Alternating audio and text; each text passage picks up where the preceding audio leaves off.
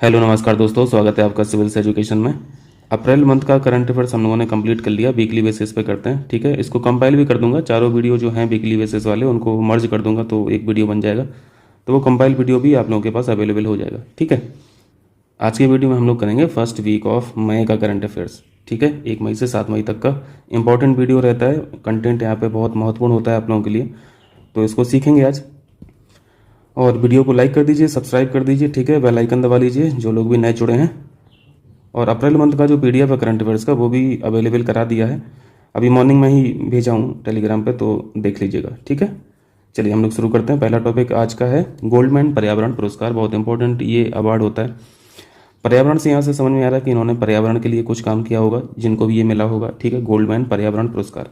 सबसे पहली बात ये ध्यान रखिए कि इस पुरस्कार को ग्रीन नोबेल पुरस्कार के नाम से भी जाना जाता है। पहली चीज़, मिला किसको है? ये आलोक शुक्ला जी को मिला है। इंपॉर्टेंट है क्योंकि इंडियन है। और इनका काम देखिए, इनका काम फॉरेस्ट और ये जो ट्राइबल राइट्स होते हैं ये इनके लिए काम करते हैं। ठीक है, वन और आदिवासी अधिकार कार्यकर्ता। वॉइस का थोड़ा बताइएगा, कुछ लोग यहाँ पे कमेंट कर रहे थे कि वॉइस बहुत स्लो है। अब वॉल्यूम तो मैं फुल किया हूँ और माइक्रोफोन भी लगाया हूँ, तो बताइएगा। अब इससे ज़्यादा इंप्रूवमेंट मैं कर नहीं सकता हूँ। दरअसल इमेजेस इंसर्ट करने के लिए वीडियो एडिट करूँगा तो वहाँ पे ऑप्शन रहता है एक वॉल्यूम इंक्रीज़ करने का, तो मैं वहाँ से भी कर दूंगा। बस वही एक मेरे पास ऑप्शन है वॉल्यूम बढ़ाने का, तो उससे जितना हो सकता है उतना हो जाएगा। ठीक है, बाकी आप लोग बताइएगा।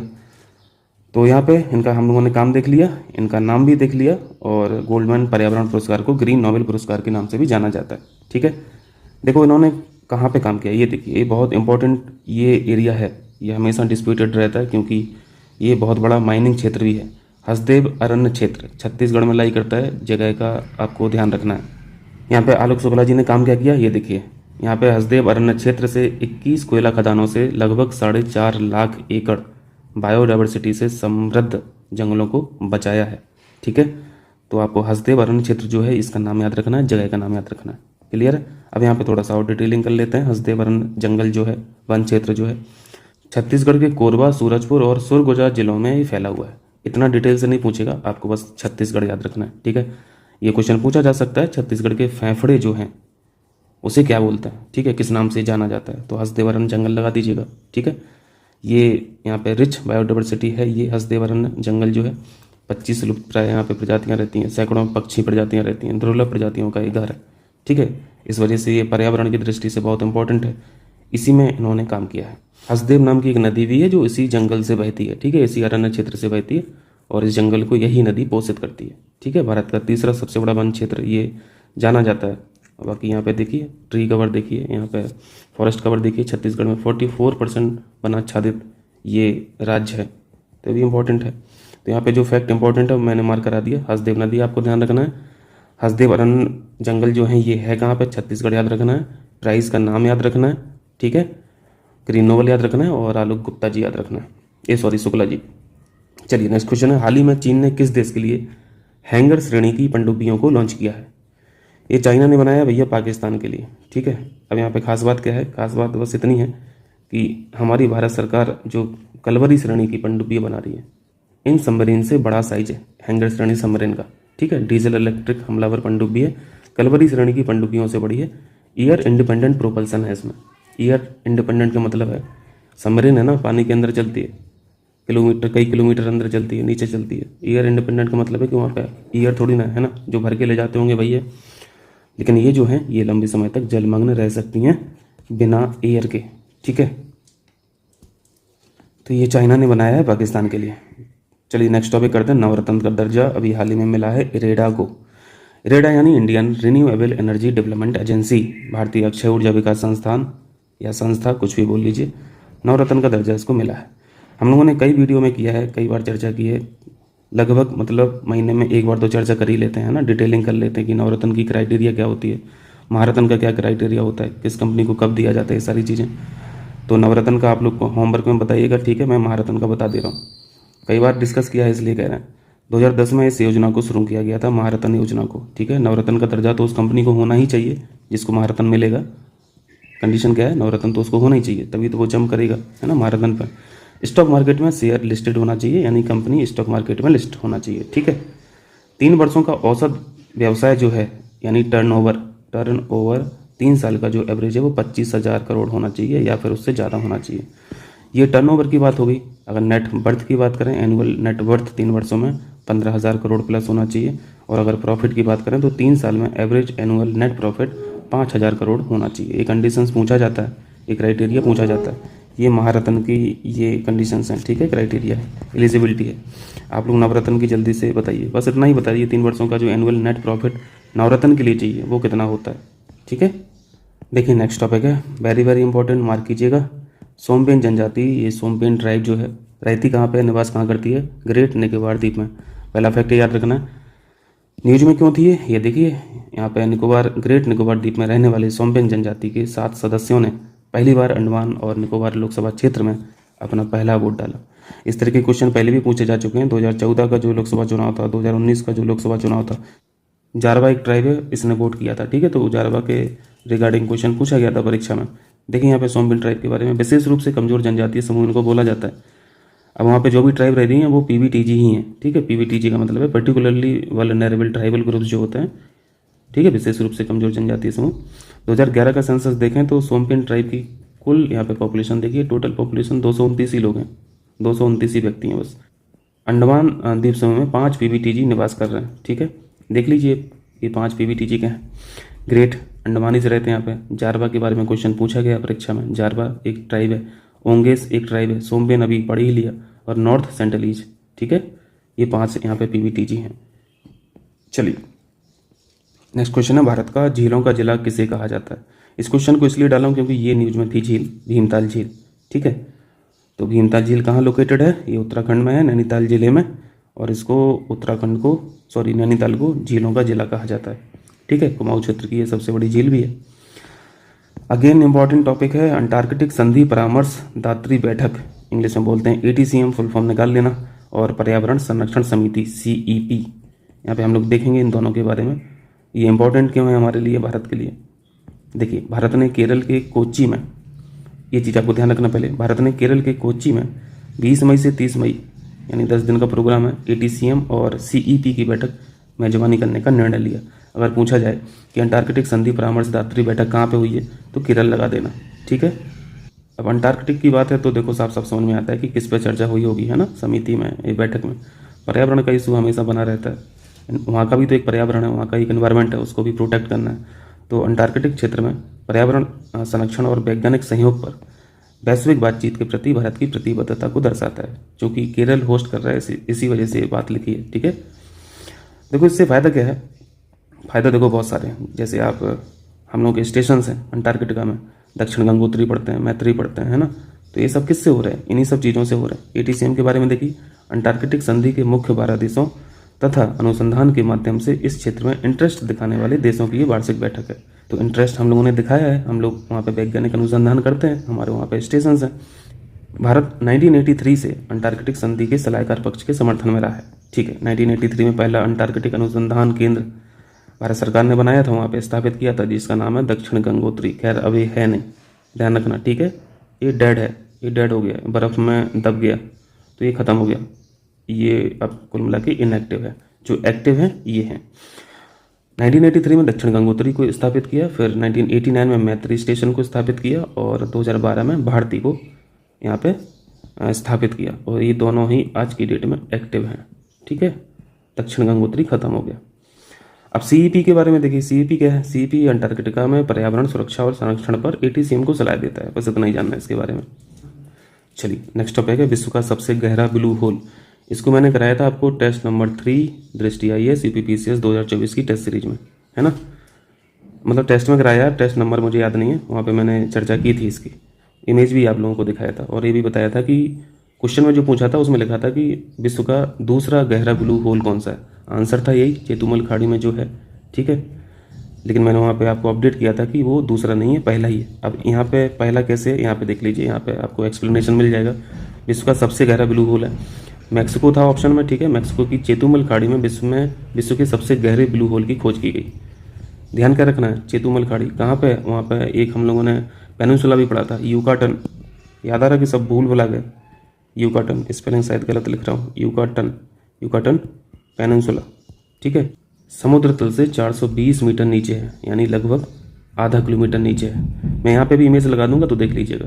जैविक हॉटस्पॉट के रूप में ये कार्य करते हैं, ठीक है। वहाँ पे बहुत सारी स्पीसीज़ रहती है ना, बहुत स्पीसीज़ का वो घर होता है, क्योंकि बहुत गहराई पे होता है और वहाँ पे एक अलग इकोसिस्टम डेवलप होता है। कोरल्स, स्पंज, मोलस्क, समुद्री कछुए, शार्क, ये सारी चीज़ें वहाँ पर रहती हैं, क्योंकि छोटा होल थोड़ी ना होता है, बहुत बड़ा होल होता है। अच्छा, यहाँ से कछुए से याद आया, समुद्री कछुए इंग्लिश में बताइए। एक टॉर्टोइज होता है और एक टर्टल होता है ना। दोनों को हिंदी में क्या बोलते हैं? कछुआ बोलते हैं। लेकिन टॉर्टोइज और टर्टल में फ़र्क समझते हैं ना। टॉर्टोइज ये जो ज़मीन पर रहते हैं और टर्टल्स जो पानी में रहते हैं, ठीक है। यानी टर्टल्स जो होते हैं इनके फेंस होते हैं, पाँव नहीं होते हैं।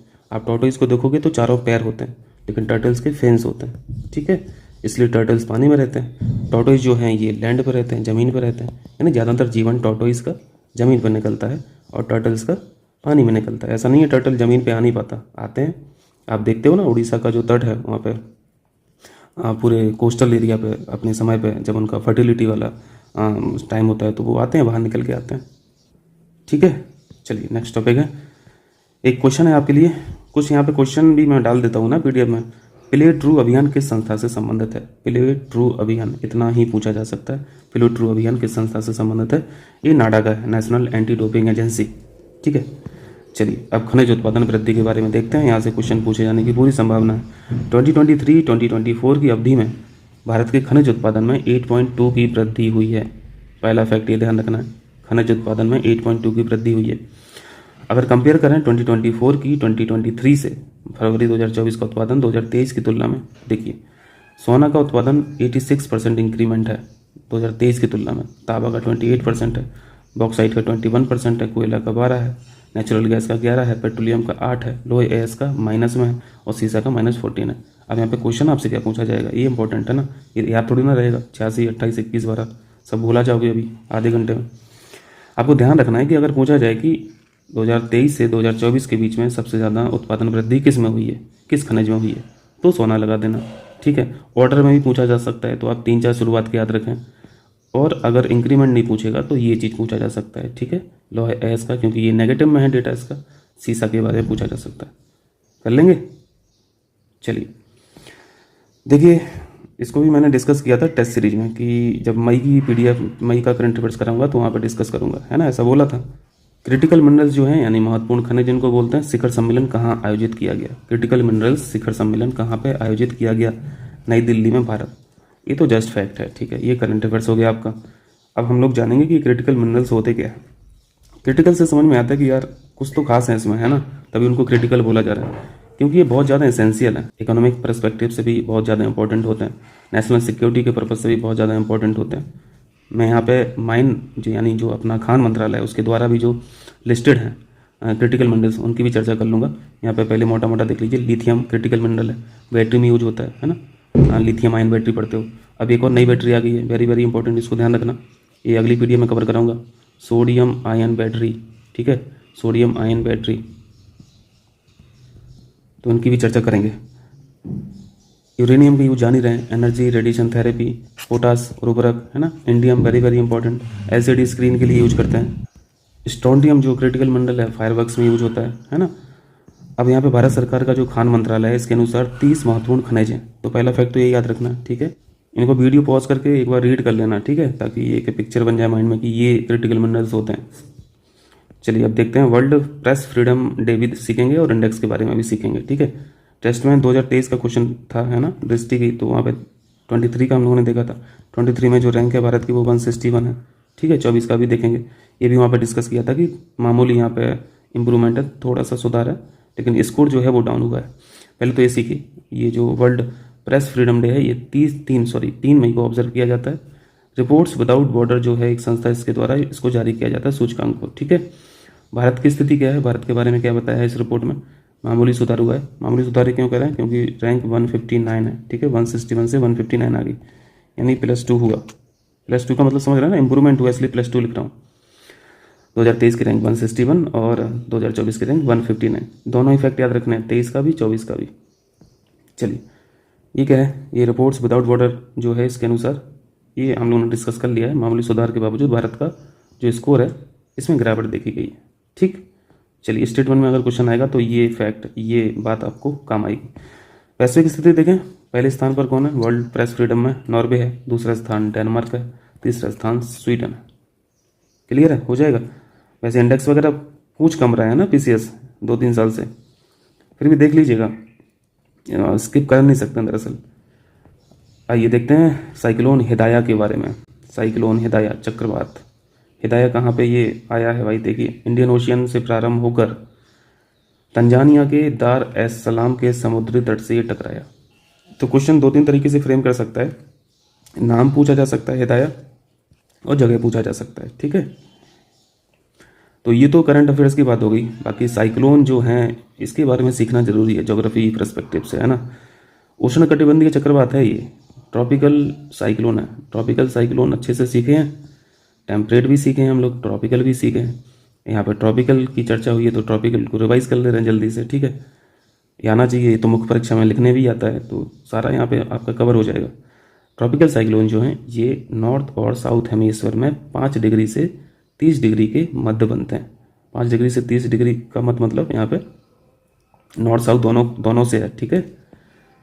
अब यहाँ पे सोच रहे हो कि 0 से 5 के बीच में नहीं बनते हैं ना, तो ये भी आपको जानना है कि 0 से 5 के बीच में नहीं बनते हैं ट्रॉपिकल साइक्लोन, क्योंकि यहाँ पे कोरियोलिसिस फोर्स जो है वो बहुत वीक रहता है, यहाँ पे बहुत वीक रहता है, और यहाँ पे स्ट्रॉन्ग रहता है।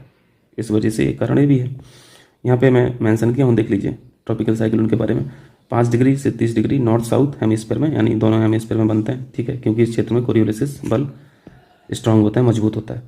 5 डिग्री नॉर्थ और 5 डिग्री साउथ, यानी 0 से 5 ये इक्वेटर है, ठीक है, इक्वेटर है 0 डिग्री, ये 5 डिग्री नॉर्थ हो गया और ये 5 डिग्री साउथ हो गया। इनका कहना है कि इसके बीच में ये साइक्लोन बनते नहीं हैं। किस वजह से नहीं बनते हैं, यहीं पे लिखा हुआ है, क्योंकि इस क्षेत्र में कोरियोलिसिस बल कमज़ोर होता है। कर लेंगे, मतलब रेयर फिनोमेना है, कभी कभार बन भी जाता है। लो प्रेशर ये सेंटर होता है। ट्रॉपिकल साइक्लोन के बारे में हम लोग अच्छे से पढ़ के रखे हैं, टेस्ट में भी आपको कवर कराया था।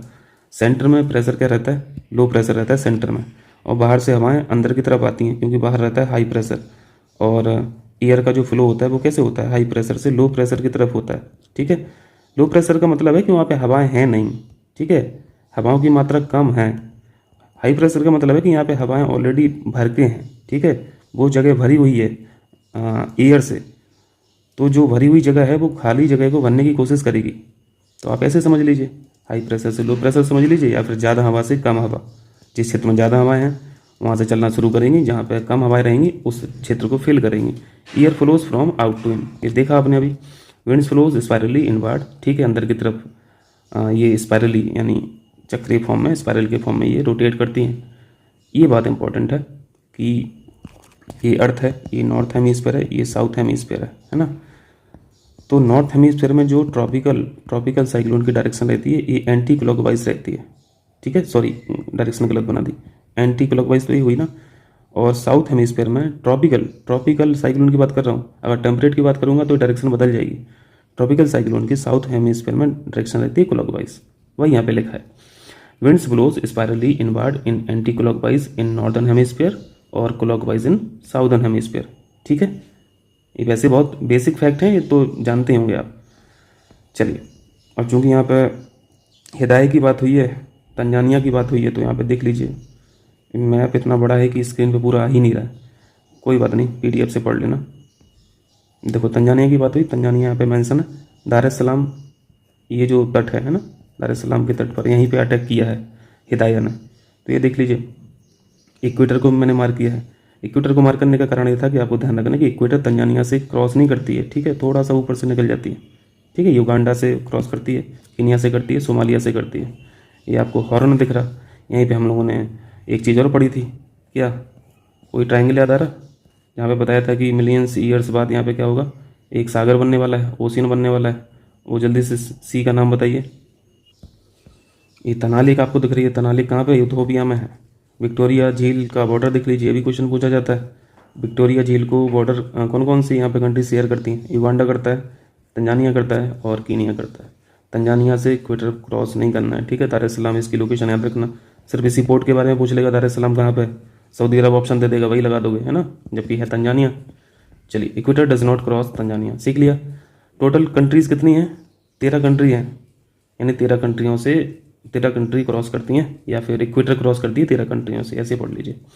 13 कंट्री कौन कौन सी है, इधर से आई है, ठीक है। साउथ अमेरिका कॉन्टिनेंट से शुरू कीजिए, इक्वेडोर, कोलंबिया, ब्राज़ील, ये 3 कंट्री हो गई साउथ अमेरिका कॉन्टिनेंट की।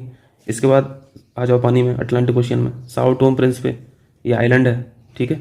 गबन में घुस जाइए, कॉन्टिनेंट में घुस जाइए, अफ्रीका कॉन्टिनेंट में गबन मिल जाएगा सबसे पहला कंट्री। फिर रिपब्लिक ऑफ द कॉन्गो मिल जाएगा, फिर डीआरसी मिल जाएगा, फिर युगांडा मिल जाएगा, युगांडा देखा भी जस्ट, केनिया देखा और सोमालिया देखा। उसके बाद फिर इंडियन ओशियन में घुस जाइए, मालदीव, इंडोनेशिया और फिर किरिबाती। ये टोटल हो जाती हैं 13 कंट्री जहाँ से क्रॉस करती है इक्वेटर। हो जाएगा। तो ये इतना था आज का। वीडियो को लाइक ही कर देना यार, शेयर कर देना, ठीक है, ताकि लोग जुड़ें। और थोड़ा सा ये रिव्यू वगैरह देते रहा करो यार, मतलब देखते नहीं हो तो ऐसा लगता है कि मतलब आपके काम की चीज़ नहीं है फिर वीडियो, है ना, या फिर ये जो कंटेंट है आपके काम का नहीं है, तो फिर क्या ही मतलब है फिर पीडीएफ बनाने का, इतना टाइम किल करने का, फिर कुछ और काम देखा जाएगा, है ना। चलिए।